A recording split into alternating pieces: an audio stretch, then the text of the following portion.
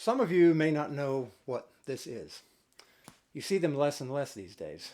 It's called a hymnal. And used to be you could find them in every pew in every church. Not so much anymore. They are steadily being pushed aside in lieu of big screen TVs. Not a commentary, just a statement of fact. They are, however, a wealth of interesting information. Did you know that the words to hymns and the music were usually written by different people, sometimes hundreds of years apart? Let's look at two of my previous calls to worship, for example. The hymn For the Beauty of the Earth.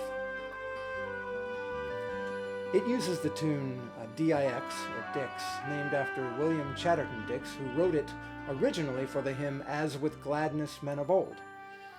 And the hymn Oh, for a Thousand Tongues to Sing. It was written by Charles Wesley in 1739, the words, and is now sung to a tune called Asmon, which is the name of a biblical city south of Canaan, that was composed in 1828 by Carl Glaser. Keep that in the back of your mind for a moment.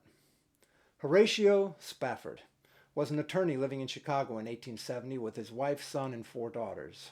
He was well known for his Christian testimony and was good friends with world-famous evangelist Dwight L. Moody, the Billy Graham of his day.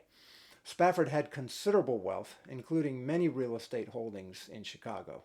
But a series of tragedies soon struck. In 1870, his 4-year-old son died of scarlet fever.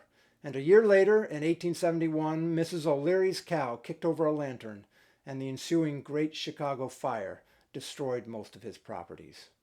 After 2 years living in the tumult of Chicago in the wake of the Great Fire, Spafford learned that his good friend Dwight Moody would be preaching in England, and he decided the family deserved a vacation. He had some business to tie up, so he sent his wife and 4 daughters on ahead of him. They boarded the most luxurious steamship of the day, the French ship Ville du Havre, which means City of Le Havre, which is a city in France, and they set off for England. 9 days later, Spafford received a 2-word telegram from his wife. Saved alone. The Ville du Havre had collided with another ship in the mid-Atlantic and had sunk in 12 minutes. His 4 daughters were lost. He immediately set out to rendezvous with his wife, at what point during his crossing, the captain asked him to come to the bridge. There he told Spafford that they were over the point where the Ville du Havre had gone down, and where his 4 daughters now lay miles deep in their watery graves. Legend has it that Spafford returned to his cabin and wrote a hymn. 3 years later, a friend of his, Philip Bliss, wrote music for the hymn. Bliss called the music Vie du Havre, and coupled with the words Spafford had written 3 years earlier, became known as the hymn, It Is Well With My Soul. And now you know the rest of the story.